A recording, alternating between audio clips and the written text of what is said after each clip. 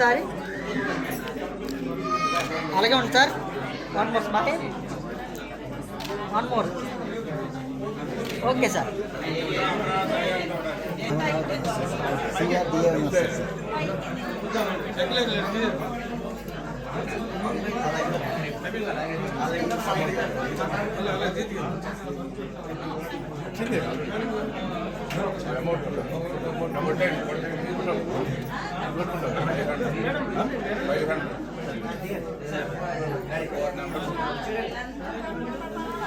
సెక్రటరీకి కానీ లేకపోతే రాజధాని కానీ తీర్చిదాలనే ఉద్దేశంతో ఆ పాప స్ఫూర్తిని మా రచోండి సార్ ఒకసారి.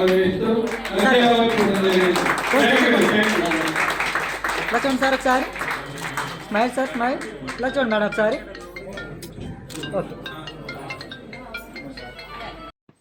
ఒకసారి సైడ్గా ఉన్నాను. రచోండి సార్ ఒకసారి. సార్ మీరు కూడా దగ్గరికి ఉంది సార్. ఎలా చూడండి సార్ ఒకసారి దగ్గరికి ఉంది. తర్వాత శ్రీనివాసరావు గారికి smile sir, smile. Okay sir.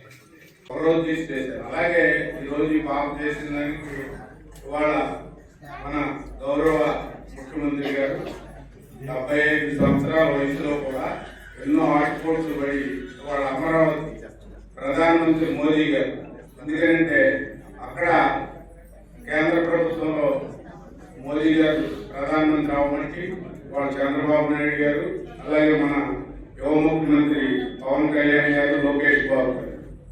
ఇదేంటంటే పాప చెప్పింది మా డబ్బు కూడా భాగస్వామ్యం ఉంటుందని. ఇప్పుడు నేను 500 ఇచ్చాను, మా కారులో 4 వచ్చాం, అన్ని పేర్లు రాసిస్తాం, 4 116 కాడ అక్కడికి వెళ్తాం. అక్కడ వేల కోట్ల రూపాయలతో దరిదాపు అమరావతి ఈ 3 years అయ్యేసరికి 1,00,000 కోట్ల రూపాయలతో ప్రపంచంలో ఎక్కడా లేని రాజధానిగా అమరావతి అన్ని రంగాల్లో. ఎందుకంటే ఇప్పటికే 16,000 కోట్లు ఒకసారి రిలీజ్ చేశారు, మళ్ళీ 5,000 కోట్లు మళ్ళీ నిన్న రాత్రి చంద్రబాబు నాయుడు గారు అందరినీ కలిశారు. పని స్పీడ్గా చేసుకుంటున్నప్ప డబ్బులు ఉంటున్నారు. కాబట్టి ఏది లేని రోజుల్లో అందరు భాగస్వామ్యం కోసం మరి కష్టపడి 116 కాన్సెప్ట్ పెట్టినందుకు ప్రత్యేకంగా మరి పాపని అభినందిస్తున్నాను. తప్పకుండా ఈ ప్రభుత్వంలో కూడా ముఖ్యమంత్రి గారు మీకు ఏదన్నా మీకు మీ నాన్నగారికి తప్పకుండా అన్ని చేస్తారు. అయిపోయినంతో థ్యాంక్ యూ.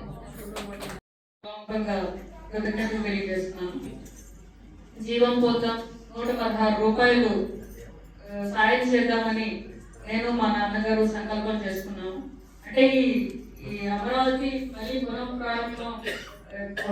పునర్నిర్మాణం చేసేందుకు మా తరఫున మేము ఒక 100 కోట్లు అమరావతి నిర్మాణానికి సహాయం చేయాలనుకున్నాము.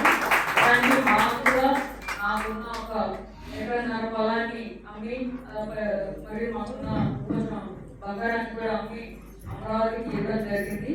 మరి మా తరఫున ఇలా ప్రతి ఒక్కరికి 116 రూపాయలు సహాయం చేయమని చేసి ఇలా ఒక 100 కోట్లు అనేది ఖర్చు చేసి అమరావతికి ఇద్దామనుకున్నాం. మరి మాకు తెలిసినంత ప్రతి ఒక్కరికి ఇలా అమరావతి గురించి చెప్తూ 116 రూపాయలు అడుగుతున్నాం.